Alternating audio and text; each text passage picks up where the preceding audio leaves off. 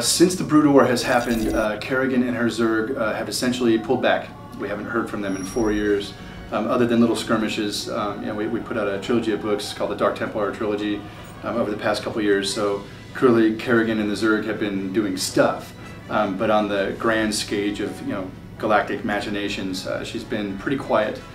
So as this sequel really gets moving, we see pretty quickly the Zerg have returned with a vengeance. We're not entirely certain of what Kerrigan's up to or what she's seeking, but it's generally bad news for everybody involved when the Zerg start rapping on the door. I think this time around, when we wrote and developed the first Starcraft, I just love the idea of Raynor as kind of the one honest man in the universe, and I love the idea of this kind of honest cowboy dude being swept up in these events, and to some degree, his sense of justice, his sense of right and wrong, just innately who he is, factoring in, to these much larger events, without any superpowers or without any kind of magic gizmos.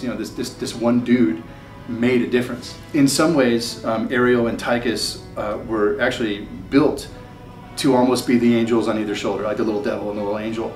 The weirder question is, ultimately, which way will Raynor go? If there are components of either character, the purely self-serving, wanton destruction of Tychus and the more selfless, altruistic element of Hansen, these are both things that exist within Raynor. He's as complicated as anyone you've ever met, ultimately.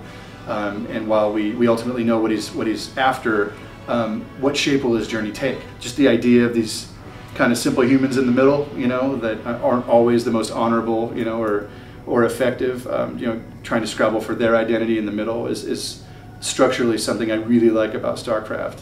Tychus is an interesting character we developed actually a little bit later in the process. He kind of came out of a lot of cinematic ideas we were talking about.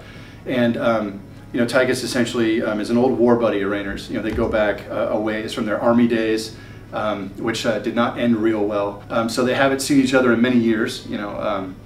It's argued that Tychus might have gone to prison, to bail Raynor out of a particularly hard spot many years ago. So what must you think of that? Doing a hard time for somebody, right? You owe me. You're like, well, do I?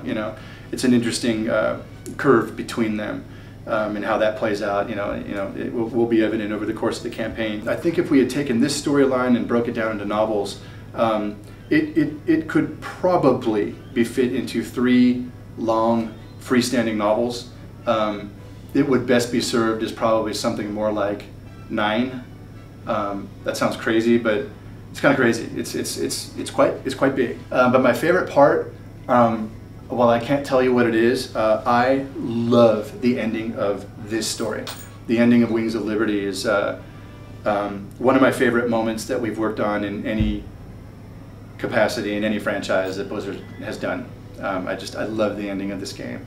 I love where it all goes, and what happens with our heroes, and I think it's a great starting off point for obviously the next chapter. It would kind of have to be to some degree, but I apologize that I can't tell you what it is, but it just geeks me out. This will sound a little canned, but story is important to us. Story is important to Blizzard. And there are other groups out there that do far larger stories and do giant grinding RPGs, and that necessarily isn't our kick. But so long as we're building games and so long as we're building franchises, stories